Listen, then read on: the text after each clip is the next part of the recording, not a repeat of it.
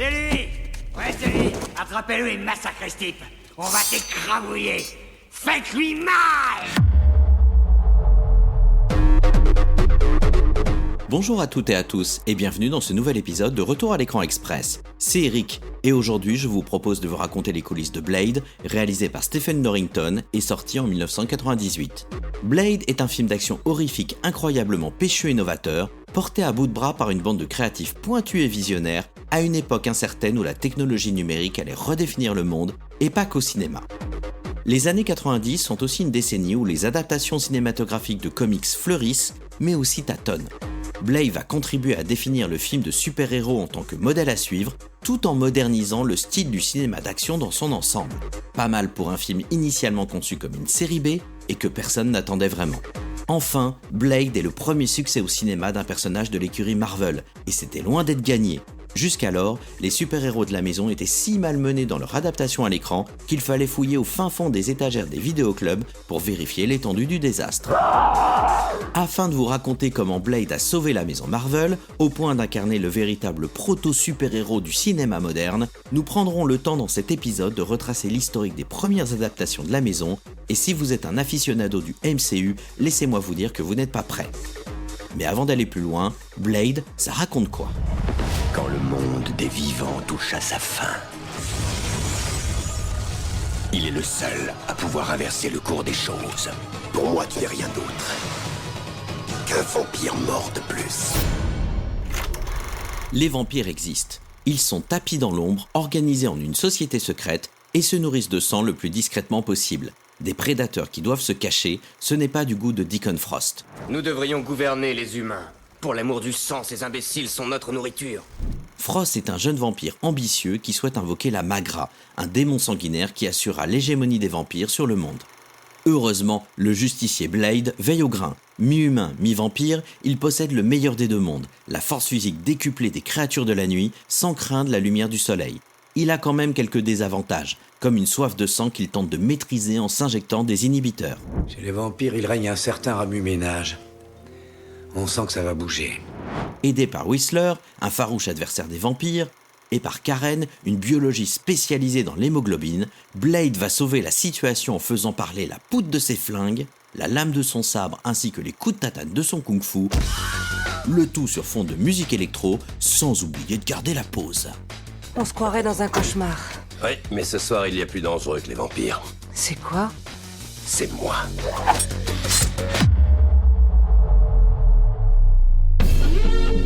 Nous sommes dans les années 90. La technologie évolue et le monde du numérique est en train d'intégrer nos sociétés sans que nous y soyons encore bien préparés. Internet arrive dangereusement dans les foyers. Les tam-tams, ces petits boîtiers permettant de laisser des messages, préparent le terrain au téléphone portable. La 3D arrive dans les jeux vidéo qui deviennent plus adultes avec la sortie de la PlayStation de Sony. Tout cela malgré la menace d'un bug informatique mondial qui pourrait paralyser la planète au passage à l'an 2000. Sur le moment, franchement, on n'en menait pas large. Dans le monde du cinéma, cette révolution du numérique rebat toutes les cartes. En 1993, les dinosaures en CGI de Jurassic Park de Steven Spielberg ont laissé le public sans voix. Tout le monde a conscience que cette technologie sera le futur de l'industrie. En parallèle, les marchés internationaux s'ouvrent davantage et la vidéo rend peu à peu accessibles les imaginaires fous de la Japanimation type Akira ou la représentation sidérante de l'action dans le cinéma de Hong Kong menée par Tsui Hark ou encore John Woo. Si l'on ajoute à cela le boom créatif des clips musicaux portés par le style Big Beat de Prodigy ou de Fatboy Slim, on comprend que nous sommes dans une époque où le langage image au sens large est en train d'évoluer très fortement. Au milieu de ce maelstrom techno, les gloires du cinéma d'action des années 80 paraissent bien dépassées. Sylvester Stallone ne fédère plus autant. Cliffhanger et Demolition Man, tous deux sortis en 93, reçoivent un accueil mitigé. Arnold Schwarzenegger résiste un peu mieux grâce à ses collaborations avec James Cameron sur Terminator 2 et True Lies, mais Last Action Hero, L'Effaceur ou encore les comédies juniors ou la course aux jouets démontrent que le vent du box-office a tourné. Il paraît évident que les gens veulent autre chose que des gros bras, oui, mais quoi ? Que diriez-vous si je vous disais que vous êtes une brute fossilisée, symbole d'une ère décadente, heureusement disparue ? Je sais pas. Merci. En 1989, la Warner explose le box-office avec Batman de Tim Burton, l'adaptation du célèbre super-héros de DC Comics. Le nouvel Eldorado cinématographique est donc là, dans l'adaptation des héros de comic book, ces bandes dessinées datant des années 30 pour les plus anciennes séries. La maison d'édition Marvel et ses filiales, propriétaires de héros célèbres comme Spider-Man, Captain America ou encore les X-Men, y voient une véritable aubaine. En effet, la société connaît de graves problèmes financiers depuis les années 80 et sa situation est de plus en plus critique. Cette mode des adaptations de comics pourrait sauver l'entreprise de la faillite. Sauf que Marvel et le cinéma, ça n'a pas été un chemin très glorieux jusqu'à présent. Rembobinage. Outre un serial avec Captain America en 1944, les héros Marvel avaient été adaptés à l'écran uniquement via des dessins animés dans les années 60. On se souvient surtout de Spider-Man grâce à son générique français, largement parodié dans les cours de récré en mode peau de banane et intervention chirurgicale au niveau du rectum. Mais le concurrent de toujours, DC Comics qui détient Batman et Superman, a une insolente longueur d'avance, et pas qu'un peu. Dans la deuxième moitié des années 60, la série live Batman est un immense succès à la télévision, devenant même l'un des programmes les plus regardés aux États-Unis.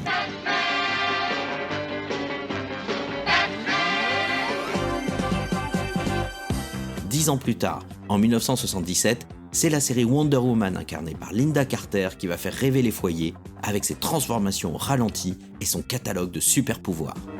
C'est la justicière, interplanétaire, elle jaillit comme un éclair.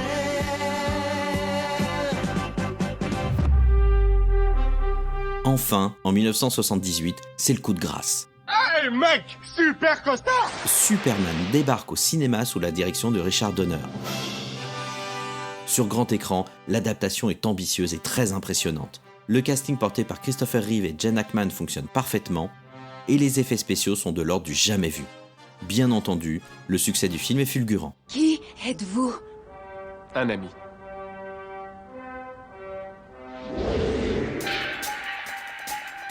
Les super-héros Marvel, à côté, font pâle figure. L'incroyable Hulk, incarné par le culturiste Lou Ferrigno, tente de concurrencer Wonder Woman via une série s'étalant sur 5 saisons. Et ça, c'est leur plus grand succès. Car il y aura d'autres tentatives d'adaptation, mais que tout le monde aimerait oublier. En 1978, Doctor Strange est adapté en téléfilm. Le budget a beau être plutôt important pour un produit télé, les effets spéciaux paraissent déjà désuets et le résultat ne convainc personne. En 1979, Captain America est lui aussi au centre de 2 téléfilms dotés de budgets ayant subi de violents tours de vis. Dans le rôle titre, nous découvrons Reb Brown, un acteur cantonné au petit écran et qui deviendra star du nanar dans les années 80 grâce à ses collaborations avec Bruno Mattei.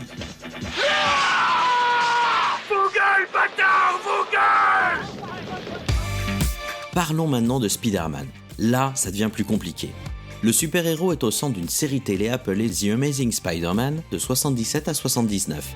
La série connaît un certain succès à l'époque, mais sa réalisation naïve la destine uniquement aux enfants. À l'international, le pilote sort au cinéma sous le titre Spider-Man ou L'Homme Araignée en France. 2 autres longs métrages Spider-Man arrivent en salle dans certains pays, mais ce sont des assemblages opportunistes de plusieurs épisodes de la série. Les effets spéciaux, déjà pas fameux sur petit écran, ne rivalisent pas une seconde avec ceux de Superman. En parallèle, Marvel signe un drôle de contrat avec le studio japonais Toei, autorisant l'échange de propriétés intellectuelles. En résulte Spider-Man, une autre série Spider-Man à la fin des années 70, mais uniquement au Japon. Et c'est bien gratiné. Un motard japonais se transforme en Spider-Man après avoir été mordu par une araignée de l'espace. Il se bat avec des aliens tous plus délirants les uns que les autres et pilote un robot géant nommé Léopardon. Pas de doute, on barbote en plein tokusatsu et l'esprit Marvel paraît bien lointain quand le héros japonais lance son cri de guerre « Je suis Spider-Man, l'émissaire de l'enfer ». Franchement, on ne sait plus si on est chez Marvel ou dans une chanson de Slayer.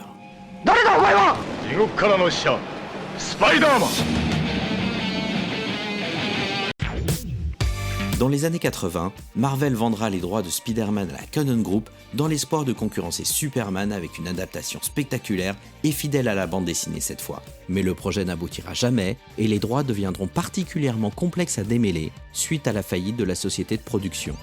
Après ces déboires, Marvel comprend que l'exploitation à l'écran de ses personnages est exécutée sans stratégie, et sans les structures de production suffisamment solides pour garantir un spectacle ambitieux. Mais dans les années 80, Marvel tient enfin sa revanche en fédérant Universal Pictures et Lucasfilm pour un grand spectacle doté d'un budget d'environ 35 millions de dollars. Le succès est enfin pour bientôt. Si ce n'est que parmi toute l'écurie de personnages Marvel, on ne trouve rien de mieux que de choisir Howard le canard. Je vais me faire canarder. Sans surprise, le film est un four monumental, aussi bien artistique, critique que commercial. Marvel termine les années 80 en bradant ses licences à des indépendants. Produit par New World, la société de Roger Corman, le Punisher incarné par Dolph Lundgren surfe sur le cinéma d'action gros bras, lui-même en perte de vitesse. Produit au rabais, sans même un costume rendant hommage au personnage de la BD, le film ne sortira même pas en salle aux États-Unis, mais directement en vidéo. Punisher. Sans avertissement. Sans pitié. Il extermine les coupables. Toujours pour New World, la branche télé cette fois, 2 pilotes avec Hulk sont produits dans l'espoir de lancer 2 nouvelles séries de super-héros. L'une centrée sur Thor, l'autre sur Daredevil. Mais les projets ne se déclencheront pas et les pilotes deviendront 2 téléfilms orphelins. Échec également pour une nouvelle version de Captain America, un temps dans les mains d'Universal avec Jeff Bridges dans le rôle titre, qui rétrograde chez la Cannon Group, puis chez la nouvelle société de Menahem Golan, sous la direction du réalisateur de Second Zone, Albert Pyun. Là encore, le film ira faire de la figuration au fin fond des vidéoclubs. Vous êtes le parfait symbole de l'Amérique, mon pauvre ami, faible et pitoyable.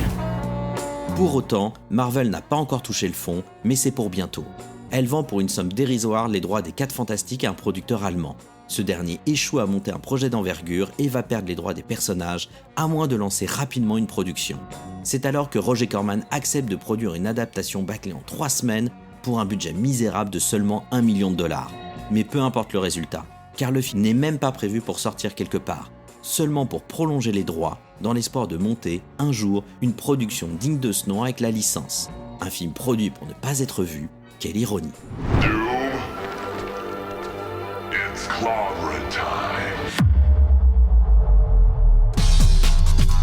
Nous sommes maintenant revenus dans les années 90. Marvel n'est pas la seule maison à se montrer déçue des adaptations de ses personnages de comics.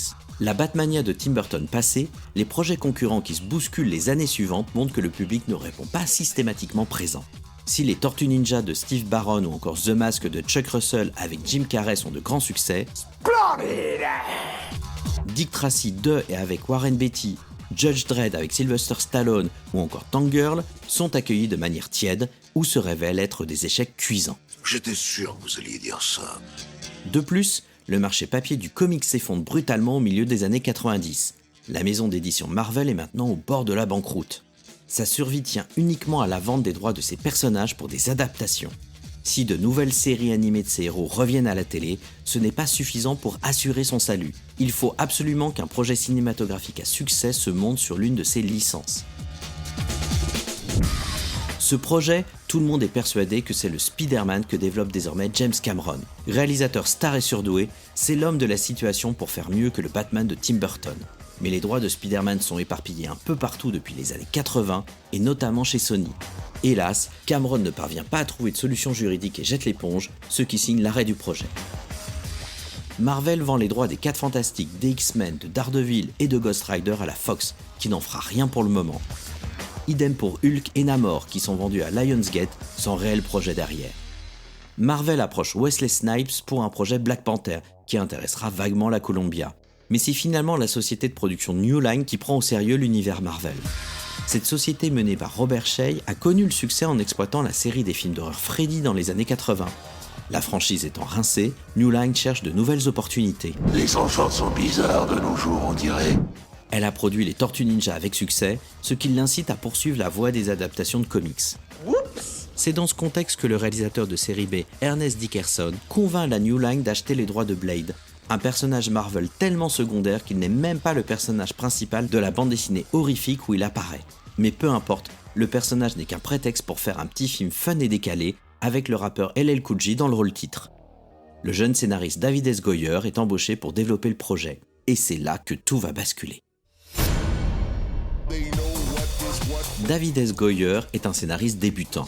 il signe le script de Coup pour Coup avec Jean-Claude Van Damme, celui de Kickboxer 2 le successeur, puis rejoint Full Moon, la société de production de Charles Band spécialisée dans les films fauchés.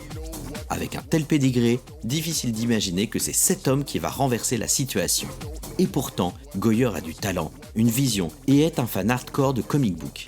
Il parvient à convaincre New Line de le laisser développer un projet plus ambitieux autour de ce personnage. La société de production accepte la proposition, car, après tout, qui connaît ce personnage de Blade ?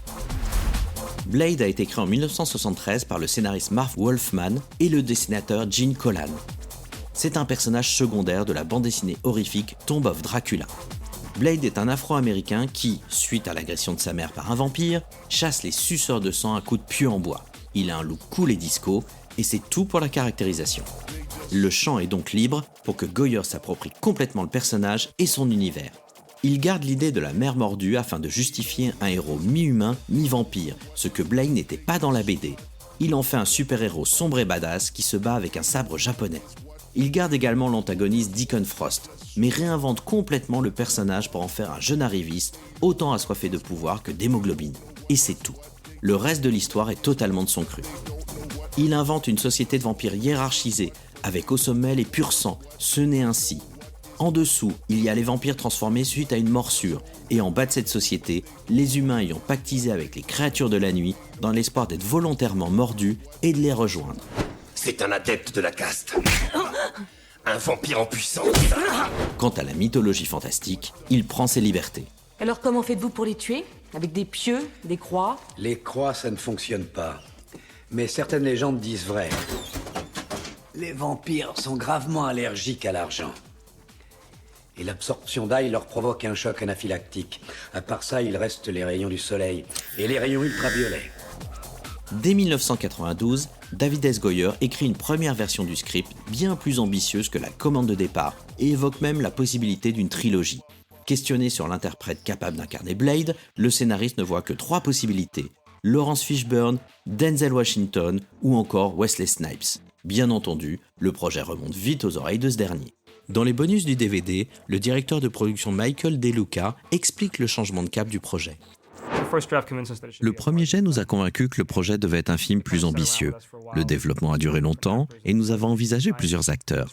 Wesley Snipes était frustré par l'avancée de Black Panther, une autre adaptation de comics en développement chez Columbia. Il s'est retrouvé libre, il a lu notre script, l'a beaucoup aimé et à partir de là, tout s'est accéléré. Wesley Snipes s'attache au projet au point d'associer sa structure de production Amen-Ra. Fan de films de Hong Kong, il insiste pour que Blade puisse également utiliser les arts martiaux pour se battre. Une idée qui plaît beaucoup à Goyer. Si les planètes commencent à s'aligner, le film est pourtant loin d'une mise en production. Le réalisateur Ernest Dickerson quitte le projet, maintenant devenu trop gros, et qui doit encore convaincre de sa viabilité commerciale.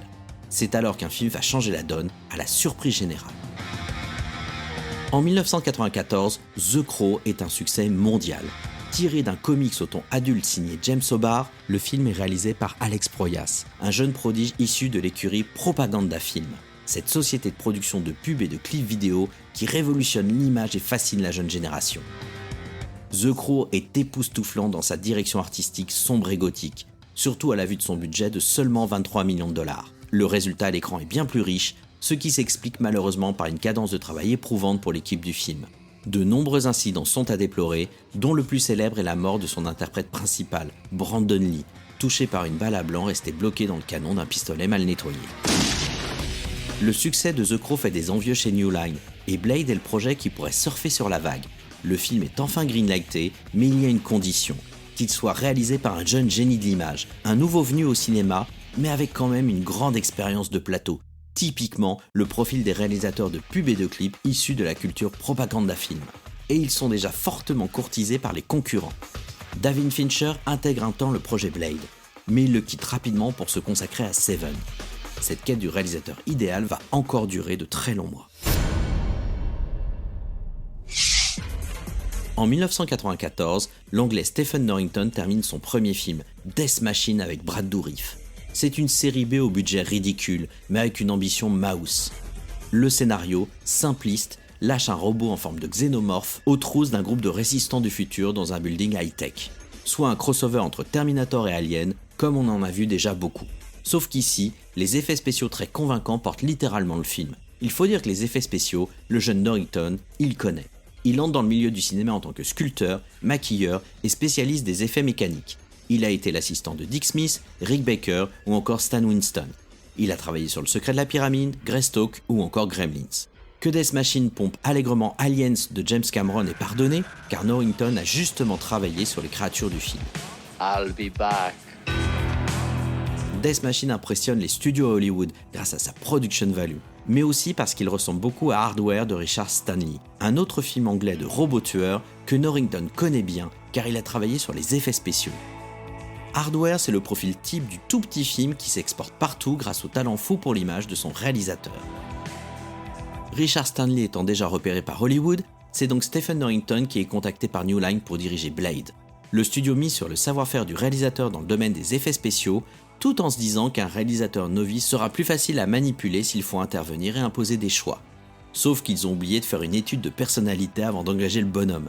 Norrington est un artiste surdoué, mais aussi un collaborateur difficile qui n'a peur de rien, déteste les compromis et se fout royalement du Star System. Dans les bonus DVD, le producteur Peter Frankfurt se souvient du choix du réalisateur. Norrington pense en images de manière très graphique. Il raconte vraiment l'histoire par le visuel. Il y a bien sûr tout le narratif écrit par Goyer dans le film, mais ce qui fait avancer le récit, c'est la façon dont tout est raconté à l'écran. Norrington prend tout de suite le personnage de Blade au sérieux et souhaite faire un film ancré dans le réel, avec de la lumière naturelle et non des images bariolées avec des couleurs fantaisistes. La collaboration entre lui et Goyer se passe bien, même si la personnalité excentrique du réalisateur n'est pas de tout repos. Dans la revue Mad Movies de novembre 1998, David Goyer dit « Stephen est un vrai excentrique. Nous avons eu d'incroyables bagarres sur certains aspects du script.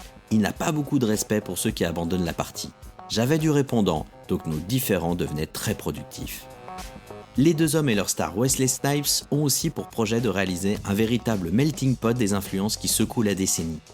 Action héritée des gros bras, matinée d'influences du cinéma de Hong Kong et de Chambara japonais, hommage à la Black Exploitation, ambiance high-tech influencée par la Japanime et les jeux vidéo.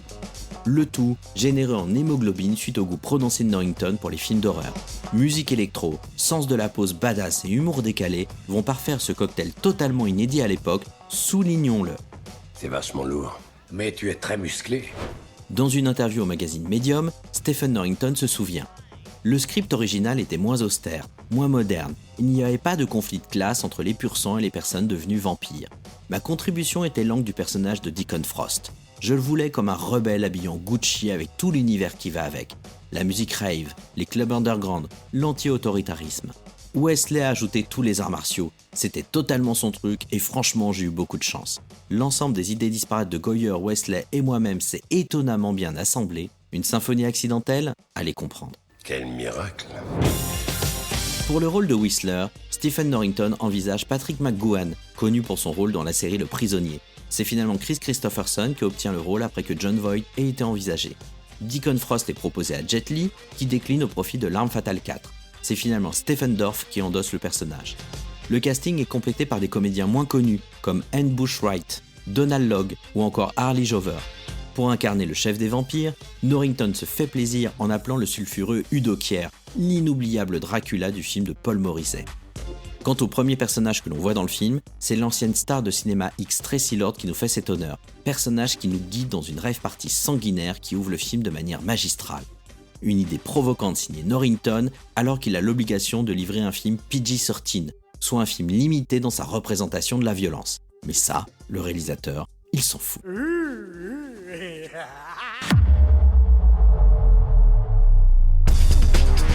Le tournage débute en février 1997 pour un budget assez important de 45 millions de dollars, ce qui représente un risque financier non négligeable pour New Line. Ce n'est pourtant pas si confortable pour l'équipe, car les ambitions du projet sont vraiment importantes. Dans les bonus DVD, le chef décorateur Kirk Petruccelli raconte comment lui et son équipe ont travaillé l'excellente direction artistique du film en optimisant leurs moyens. On commençait par des photos de repérage, des images de lieux existants. C'était des photos de recherche que je rassemblais, puis je les mettais sur la table et on en discutait ensemble. Il fallait ensuite trouver l'angle de caméra qui fonctionne vraiment. Le plus important, c'est que ça devait fonctionner à l'image. Le maquilleur Greg Cannon, au départ engagé uniquement pour la création d'un vampire obèse, insiste pour s'occuper de l'entièreté des maquillages. Il faut dire que les vampires, il connaît, car il a déjà travaillé sur Génération perdue de Joel Schumacher et le Dracula de Francis Ford Coppola. Dans les bonus DVD, il explique ce qui différencie son travail sur Blade. Comme le film est basé sur un comic book, on pouvait se permettre pas mal de liberté avec le film de vampire. Il y a beaucoup d'humour, donc on a pu s'amuser. Certaines choses doivent être excessives volontairement pour que la scène fonctionne. Le tournage est très précis et préparé. Sur le plateau, Stephen Norrington impose un style visuel radical pour donner au film une énergie très particulière. Dans une interview donnée à des fans sur Reddit, il dit « Blade a été tourné sur pellicule et avait peu d'argent pour les effets visuels en post-production. Donc nous avons utilisé un tas d'astuces physiques prises directement sur le tournage et qui ont très bien fonctionné. Les arrêts démarrage de la caméra étaient cool, parce que lorsque vous arrêtez une caméra 35 mm pendant le tournage, la pellicule ralentit lorsqu'elle passe à travers la fenêtre, ce qui provoque simultanément un fondu au blanc et une accélération de l'action. Parfois on bousculait l'opérateur qui essayait de garder une prise stable. Les rushs étaient remplis de choses étranges qui ont déconcerté les dirigeants. Si le goût de Stephen Norrington pour l'expérimentation fait des merveilles, l'équipe ne parvient pas toujours à suivre les idées du réalisateur, surtout que ce dernier possède un caractère indécrottable. L'ambiance sur le plateau devient vite très tendue. Star et coproducteur du film, Wesley Snipes est lui aussi pas toujours facile à gérer sur le tournage. Il s'immisce parfois dans les choix de mise en scène, ce qui irrite Norrington. S'il se montre pleinement à la hauteur des exigences physiques du rôle, il se confond tellement avec le personnage qu'il arrive des jours où il ne répond que si l'équipe l'appelle Blade. Une méthode acting qui va vite gonfler tout le monde. Lors d'une scène où Karen apprend qu'elle a été mordue par un vampire, Wesley Snipes refuse même d'intégrer la scène et quitte littéralement le plateau. Alors on a perdu son chemin, docteur ? Norrington est fou furieux. Mais Chris Christopherson assure le remplacement en pied levé pour une séquence que le réalisateur juge bien meilleure ainsi. Si par hasard vous devenez sensible à la lumière du jour, et que vous êtes déshydraté, même après avoir bu plus que de raison, je vous suggère de vous poser le flingue sur la tempe et d'appuyer sur la détente. Heureusement, il y a quelques personnalités positives dans l'équipe, comme le comédien Donald Logue, qui interprète Quinn, le bras droit de Frost. L'acteur est si drôle et investi que Goyer rallonge son rôle à la demande générale. C'était pour rigoler, il plaisantait, c'était pour rire. Un beau cadeau pour cet acteur qui en aura particulièrement bavé sur le tournage. Alors que son personnage est intégralement brûlé au 3e degré au début du film, Blade tente de le neutraliser définitivement dans un hôpital. Dans la cohue des prises de vue, le comédien s'étale par terre et se fracasse une mâchoire déjà fragilisée par un précédent accident. Il est emmené dans un véritable hôpital et se fait prendre en charge par les médecins moitié nus et recouverts de maquillage. Un grand moment de loose qui fait rire aujourd'hui le comédien. Oh, qu'est-ce qui te fait marrer, œil de lynx ? Blade s'ouvre sur une séquence absolument magistrale de rêve party dans un abattoir, une idée de Stephen Norrington. Le tournage de cette séquence s'est déroulé dans une véritable usine de transformation de viande, bénéficiant d'un système d'arrosage encore fonctionnel. Les figurants avaient beau savoir qu'ils allaient être aspergés de faux sang, ils sont surpris par la quantité d'hémoglobine qui leur tombe dessus. À la première prise, certains sont si choqués qu'ils quittent le plateau. Les figurants restants doivent supporter un tournage étalé sur 3 jours, car la gestion du faux sang est un casse-tête. Il faut souvent nettoyer le décor entre chaque prise, ce qui rend très inconfortable l'attente des acteurs trempés des pieds à la tête. Autre scène marquante, la course-poursuite dans les tunnels du métro, où Blade se bat au sabre avec les vampires. Cette scène, très impressionnante pour l'époque, mutualise un ensemble de techniques mixtes entre décors construits et ajouts numériques. Dans les bonus DVD du film, le directeur des effets visuels Richard Bailey raconte. On s'est vite rendu compte qu'il était beaucoup trop dangereux et beaucoup trop cher de tourner un combat au sabre dans un vrai tunnel de métro avec un train lancé à 110 km/h qui passait à quelques centimètres seulement de Wesley Snipes et des autres acteurs. Finalement, on a décidé de reconstruire une portion de tunnel de métro en studio à Canoga Park pour y tourner des scènes de combat sur fond vert. Puis, on a intégré numériquement un train entièrement créé en images de synthèse pendant l'affrontement. Malgré la complexité des prises de vue, New Line a laissé Goyer, Norrington et ses équipes plutôt tranquilles. Le tournage de Blade se termine dans les temps et en respectant le budget. Le plus dur est donc passé, ou du moins, c'est ce que tout le monde croit. Pendant la post-production de Blade, l'adaptation du comics Spawn par Mark Dippé, lui aussi dans un univers sombre et adulte, sort en salle et reçoit un accueil plus que tiède. Non, je t'en prie, tu hurles comme une gonzesse, fais un vrai cri! Pire, Batman et Robin, le 4e volet de la franchise à succès, se fracasse totalement au box-office et devient la risée des critiques. Ces contre-performances rendent très nerveuse New Line qui a misé gros sur Blade. Et maintenant, on appelle un taxi? Te prends pas les pieds dans le tapis! Une première version du film, longue de 140 minutes, est projetée à un public test. Les retours sont désastreux. Le film est trop long et le public rejette complètement le final où Deacon Frost devient littéralement la Magra et se transforme en un démon de sang entièrement numérique. Les gens n'aiment pas que le film se termine dans un combat entre Blade et un monstre en CGI dont le rendu laisse à désirer. Il faut dire que cette scène vient d'une demande tardive du studio et n'a pas laissé le temps aux équipes des effets spéciaux de proposer un meilleur résultat.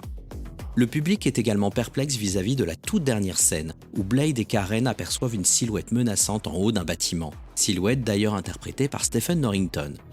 Les auteurs ont voulu teaser une potentielle suite, en montrant le vampire Morbius, futur antagoniste dans une séquelle possible avec notre héros. Mais le public n'a pas la référence du personnage et ne comprend tout simplement pas ce dernier plan. Le verdict est donc sans appel. La sortie du film est décalée de 6 mois, le temps de faire des reshoots et de corriger le montage du film. C'est tout ce que vous avez à dire? La durée du film redescend à 2 heures.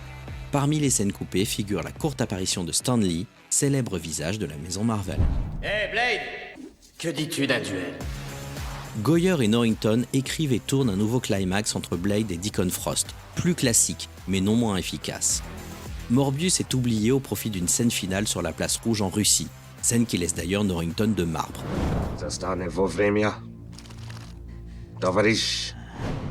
Il ne reste plus que l'aval de la MPAA à décrocher avant l'exploitation du titre. Pour rappel, la MPAA est la commission de classification des films. Mais la violence graphique du métrage rend soudainement parano Robert Shea, le grand patron de New Line. Il propose de littéralement couper la scène d'ouverture de Rave Party Gore. Norrington perd ses nerfs en pleine réunion et refuse catégoriquement de toucher la moindre image de cette longue introduction, justifiant que c'est la scène la plus forte du film. Et il a tout à fait raison. Le réalisateur devra malgré tout retirer 7 secondes de plan gore au reste du métrage, non sans hurler à la censure. En réponse, dans un pur élan de bravade, il fait apparaître son nom durant le générique sur un plan où le personnage de Queen embrasse une femme tandis qu'une autre lui prodigue une fellation. Fidèle à son état d'esprit anti-système, il refuse de faire la moindre promotion du film alors qu'il assume totalement le résultat. Oh, t'aurais pas dû me chercher, mon joli. Le film sort à la fin de l'été 98 aux États-Unis et c'est un succès surprise. Il rapporte 70 millions de dollars sur le sol américain et plus de 130 millions à l'étranger, soit l'équivalent de 3 fois sa mise de départ. Une excellente opération. L'équipe du film enchaîne les interviews, sauf Stephen Norrington qui a disparu dans la nature. Toujours à fond dans son rôle, Wesley Snipes parle aux journalistes comme s'il était Blade, parfois jusqu'au ridicule.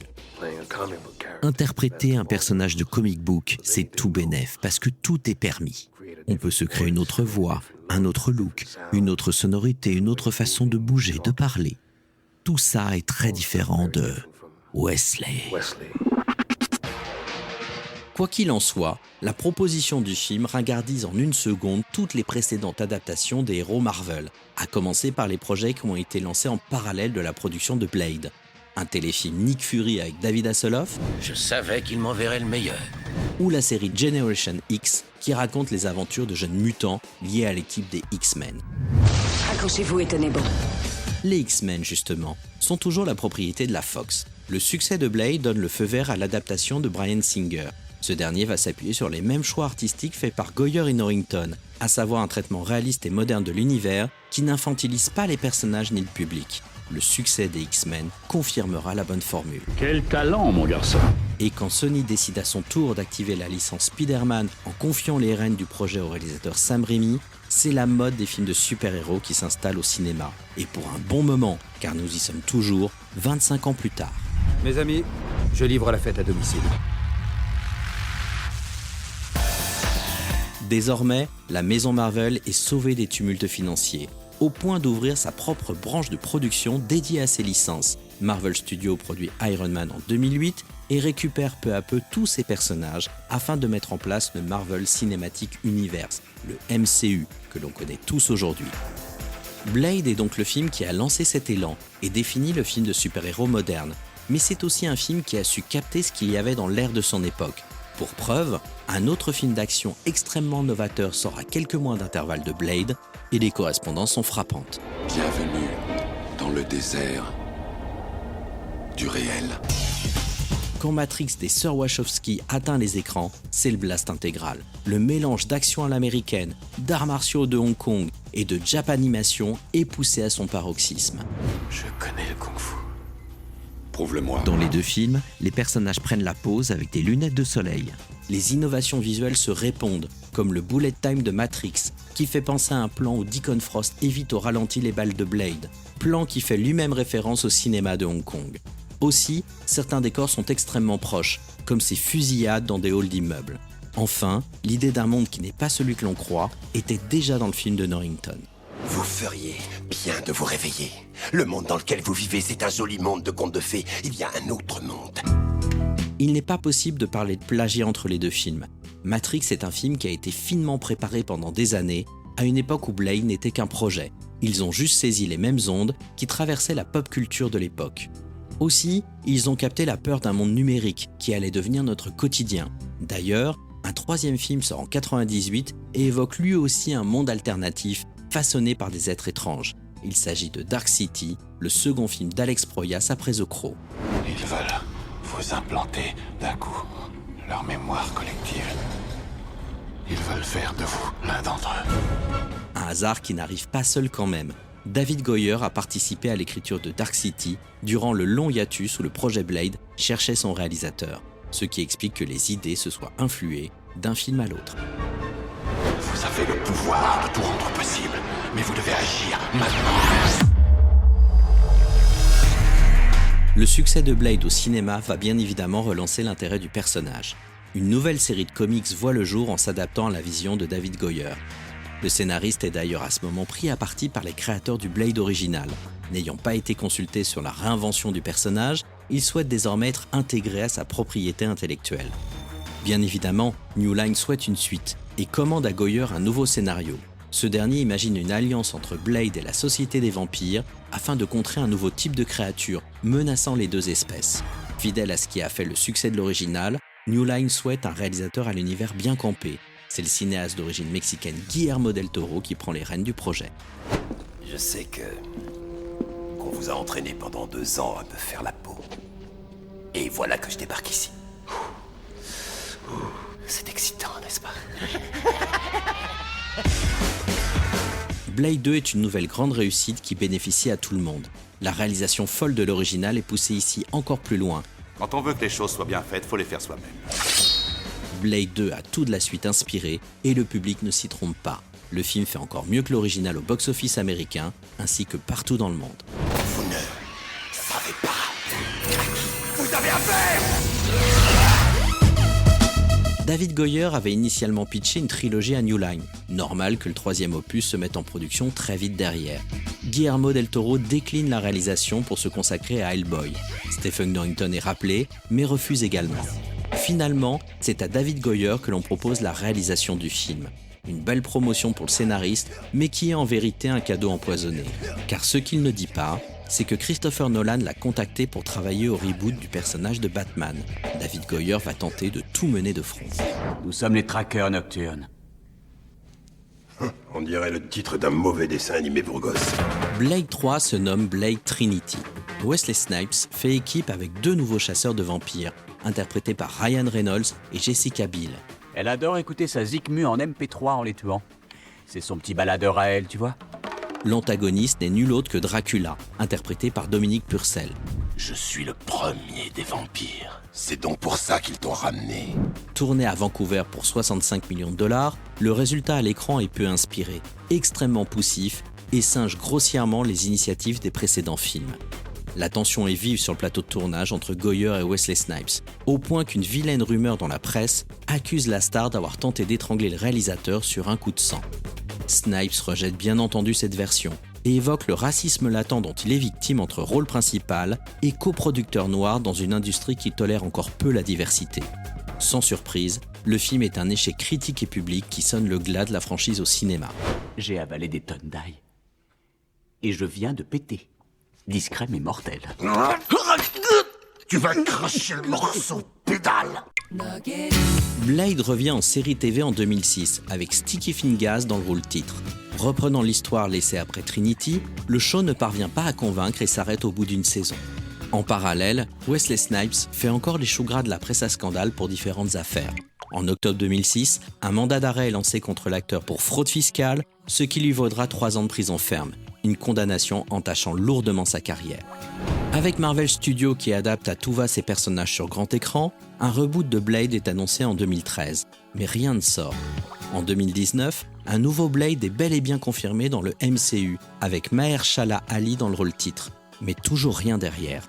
Le film est finalement promis pour fin 2025, mais disparaît entre-temps des plannings, alimentant de sérieux doutes sur l'état de la production. Au jour où nous enregistrons cette émission, la dernière apparition de Blade est une intégration surprise dans Deadpool et Wolverine, réalisée par Sean Levy et portée par Ryan Reynolds, que beaucoup ont découvert dans Blade Trinity justement.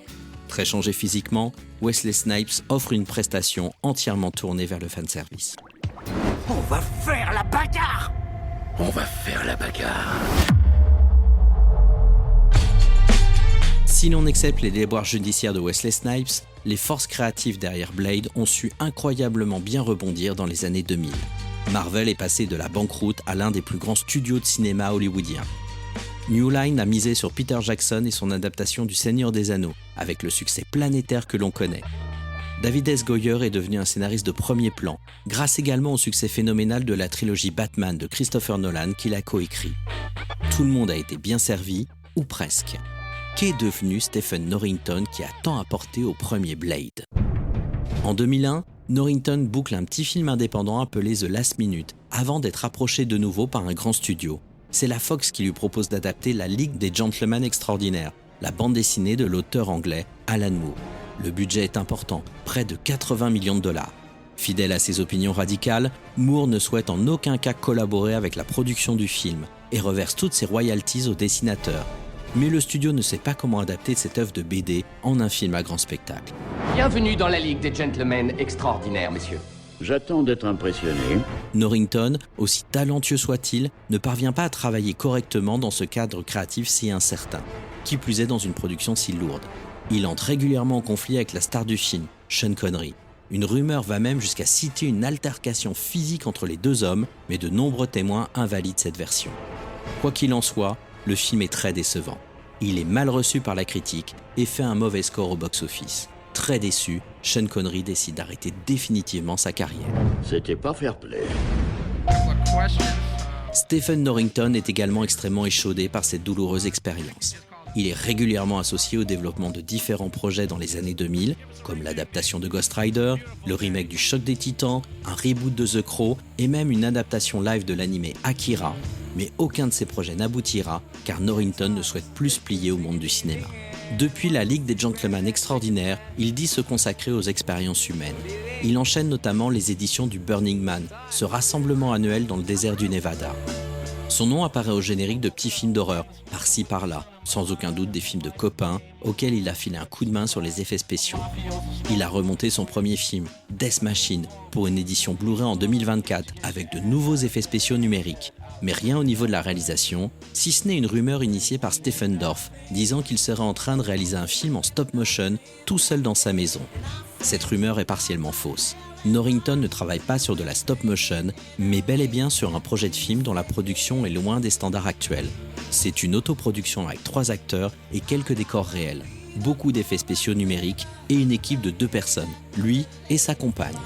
Le film s'appelle The Migrant et il sera prêt quand il sera prêt. Et si une fois fini, aucun diffuseur ne souhaite le film, Norrington jure qu'il le postera lui-même sur Internet. Les années passent, mais le bonhomme reste toujours aussi radical.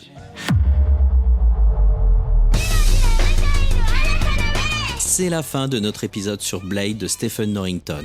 Pour ceux qui souhaitent le voir ou le revoir, il est facilement accessible. Le film a été parmi les premiers titres à être édité sur support DVD. Vous le trouvez donc sans peine aujourd'hui dans les magasins d'occasion à seulement 1 €. On vous conseille malgré tout de desserrer les cordons de la bourse et de le revoir dans sa superbe et toute récente édition 4K. Si vous avez apprécié cet épisode, n'hésitez pas à nous liker, nous laisser un commentaire, vous abonner à notre chaîne ou encore partager cet épisode avec vos proches. C'est un petit geste pour vous, mais ça nous permet d'exister dans la jungle des contenus disponibles. Il ne me reste plus qu'à vous remercier pour votre écoute et vous donner rendez-vous pour un prochain numéro de Retour à l'écran. Si je devais résumer ma vie aujourd'hui avec vous, je dirais que c'est d'abord des rencontres. C'est vrai que je ne vis que pour le cinéma. Pour être aimé, il faut être aimable. Vous voulez un chocolat? C'était pas ma guerre. Back and full force. Quelle est votre devise? Je m'appelle Bond. James Bond. Vous délirez totalement là. C'est ça qui permet de voyager à travers le temps. La vie a plus d'imagination que nous. J'espère que je ne vous apprends rien. Vous êtes un mélancolique. Mélancolique, mon cul.